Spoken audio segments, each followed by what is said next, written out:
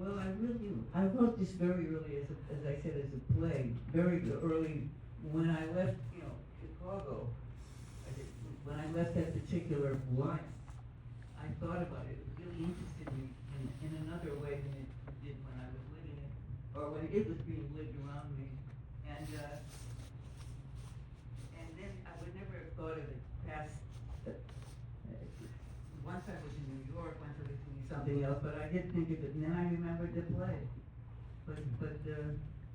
And I don't think I could ever write anything sort of like it now, because I'm so far away from it, and the people and their humor, and that's not true. I could write it now. It is an amazing structure, the way you do go, this sort of dance that goes on between the two of them, and with the audience, where you are wondering where you are, who do you like, who do you and you get to that point in the cemetery, extraordinary sequence in the cemetery where he actually almost inadvertently wins Mikey over, and then the bus sequence following it, where he says, "I'm going with you. I'm going to take," and you're absolutely, he's. Yeah, and he screwed it up with the girl. And then he screws it up with the girl. The thing is that I don't remember if this was true or whether I thought of it, that the younger brother, as I said, they were brothers, was mischievous. And stupidly mischievous in a funny way. Because he did actually get killed. But he, as things were going well, he would put his finger in, he would mix it up, he would take a risk, he would dare you. He was that kind of guy. So, but I was so close to it when I wrote it, the play, that I don't know if I could do it again right now. With that particular knowledge. That certainly comes across here. That's exactly what you see with Cassavetes' portrayal with this character, with the writing of this character. That every time things are, he purposely kind of messes around with things. In the black bar, and his wife, and the bus driver. I think that's what they said the younger brother was like. Was that kind of guy who did that to you? Stupidly, I think. But I want to say this about John, because people ask if he improvised. He was the most method actor ever. He had to know everything. He had to know every word. And as with Peter, they were not improvisers, they were wonderful actors. They really were. And they sounded improvised because they really sounded like they were saying it. And people ask me that all the time, and John especially he really had to know. And when I said cut, John would say to Peter, she hated it. and Peter said, "Oh yeah, she just said cut."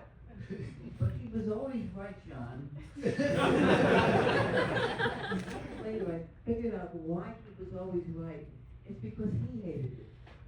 And he knew if he didn't like it, I wouldn't like it. That was because he sounded like omniscient. She hated it. What? She hated it. All she said was cut. She hated it. And he just knew. He knew because he hated it. So I was in the editing room during that time period, and there's a lot of footage. I think that there was 1.5 million feet of footage, and you had this scripted piece. How did you keep in your head what the story was, and how you were going to find those characters? Talk about editing a little bit in terms of what that was like that period. But movies, although edited, are also written. And you look at what you wrote, you think, exact same. Right, you were looking for performance and different kinds of.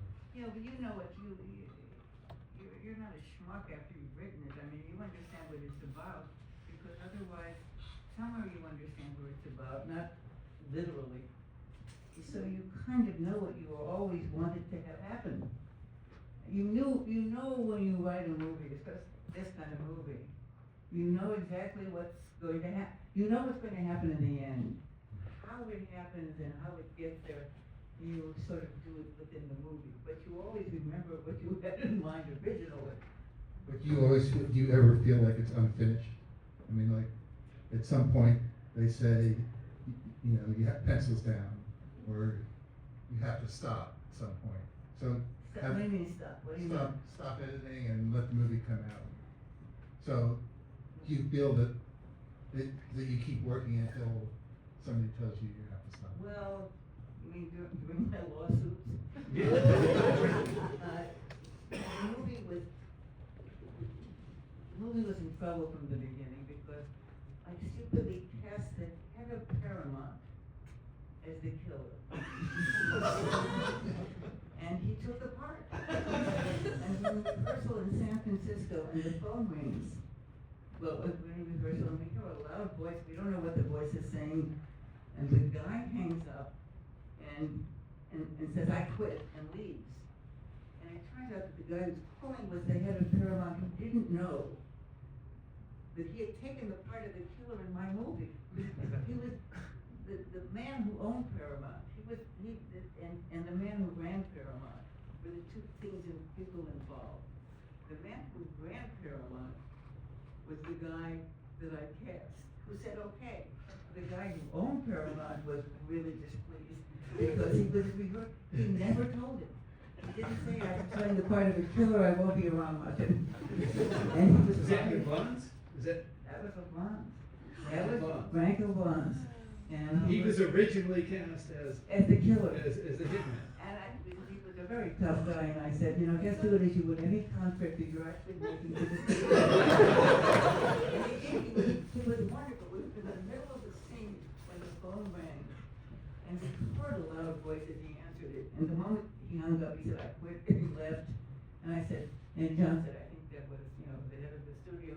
And I said, well, it's not gonna bother us. And John said, yes, it is, because we saw him humiliated, and he's gonna get us, and he got us. He made it miserable for us. He was very humiliated. So that's another thing I learned. Don't humiliate them. Well, I don't know if you want to get into this, but there were troubles at the end of the film, and it was Yes. Barry Diller who. I was wanted sued the longest lawsuit in Hollywood. Yes, well, he was very tough, Yvonne, the guy who had taken the role as the killer and been humiliated. And he made it very tough. He would not send money on time. And he kept us up. And finally, and it was very difficult to edit it afterward because it was, sound was off and everything was, but there was no money. What did you ask? Well, I mean, eventually it came to a point where they wanted to take the movie away. Well, they didn't realize that there was they fired him and they brought in Barry Diller. But the guy who took over didn't realize that the setup of the movie. I mean, I think he thought it was a comedy too. And then it wasn't a comedy, and he already hated Frank DeVon. So there was already, it never do a movie in a studio where they're changing the head of it to another head of it, because the next head of it is not gonna like the last head of it. Anyway, they didn't like it, and they didn't like it blondes, and they sued me. And they sued me for almost a year.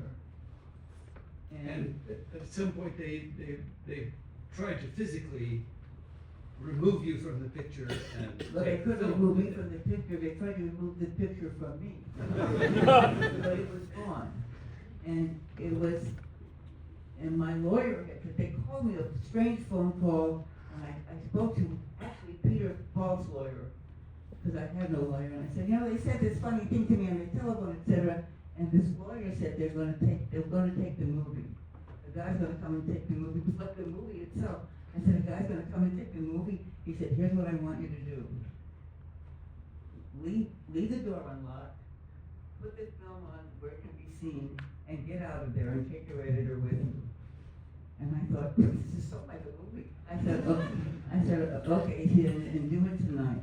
And I did it. And the next day when I came in, the movie was gone. And they felt that I hadn't taken it. I really hadn't. It was gone. And they sued me to get it back, and I had no idea where it was. It was almost as interesting as the movie. No fucking idea where it was.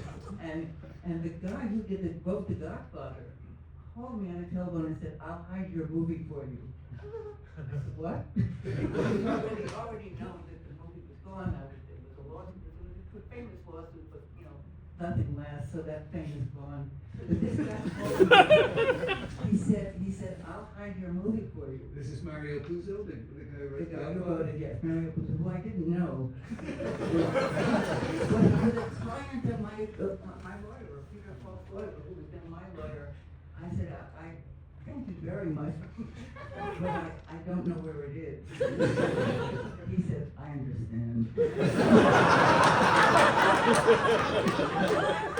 And I didn't know where it was I really didn't know where it was.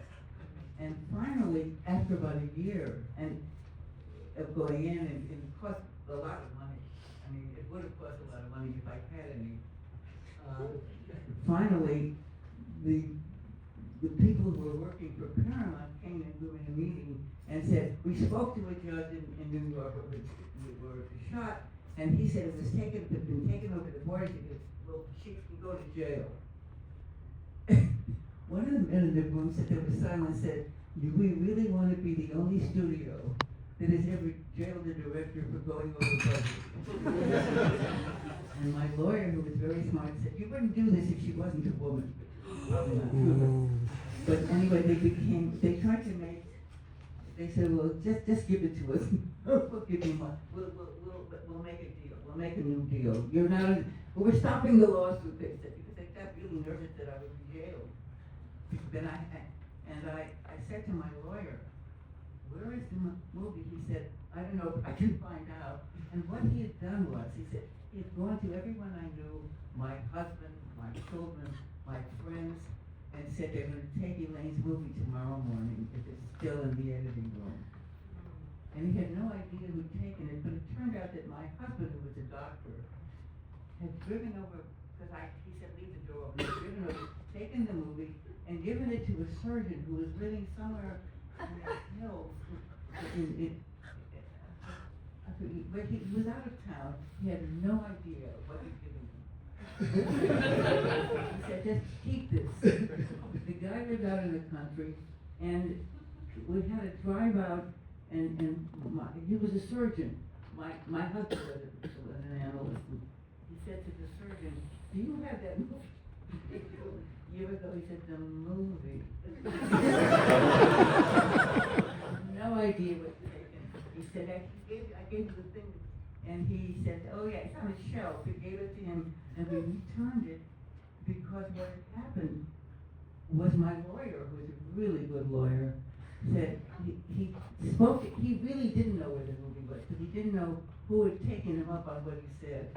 Because what he had said is, if you want to save Elaine's movie, something like that, the door is open and it's on the shelf and they're coming to take it. It really was like a movie itself. And this surgeon out in, I forget where, said, "Here, is this what you mean?" And he gave it to me and I gave it to them and we settled it. Actually, they actually gave me the movie back because they didn't want to promote it. They felt it would be such a flop.